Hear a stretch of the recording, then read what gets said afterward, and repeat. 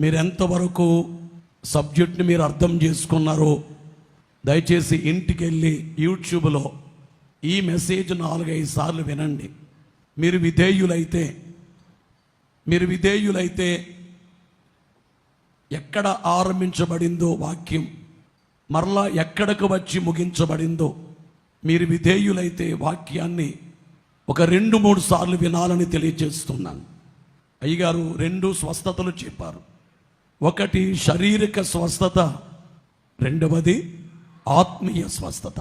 దేవుడు నిన్ను స్వస్థపరిచిన తరువాత నువ్వేం చేస్తావు? ఆయుష్కాలం ఇచ్చిన తరువాత ఏం చేస్తావు? నిన్ను ఆశీర్వదించిన తరువాత ఏం చేస్తావు? అమూల్యమైన సందేశాన్ని మనం విని ఉన్నాము. ఓఫీరయ్య గారు అందరికీ అర్థం కాదు, వారి బోధలు అందరికీ అర్థం కాదు. ఆ టేస్ట్ ఇంకా కొంతమందికి అర్థం కాదు. ఆ టేస్ట్ కొంతమందికి, నేను టేస్ట్ ఎరిగిన వానిగా, వారి బోధలు వినిన వానిగా నేను తెలియచేసేది కొంత నచ్చొచ్చు, కొన్ని సిద్ధాంతాలు నచ్చొచ్చు, కొన్ని మనకు అర్థం కాకపోవచ్చు.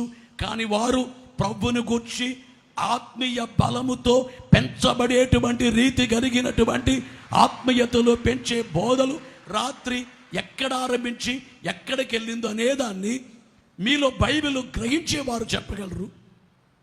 ప్రభునందు ప్రియులారు గమనించే మాట ఏమిటంటే, చక్కటి సందేశాన్ని మనం విని ఉన్నాము.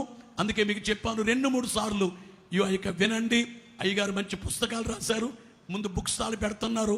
ఆ బుక్స్ మీరు తీసుకోండి. మీరు బుక్స్ ముందు పెడతారు. అయ్యగారు రాసినటువంటి ఓఫీరయ్య గారు రాసిన అమూల్యమైనటువంటి వర్తమానాల బుక్స్ తీసుకుని దైవజనుడి బుక్స్ చదువుతున్నారు మీరు.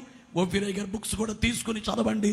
ఓఫీరయ్య గారికి మా కుటుంబం తరపున, మీ అందరి సంఘం తరపున హృదయపూర్వక వందనాలు, మరణాత తెలియజేస్తున్నాం. మీరు దేవునికి మహిమ కలుగును గాక.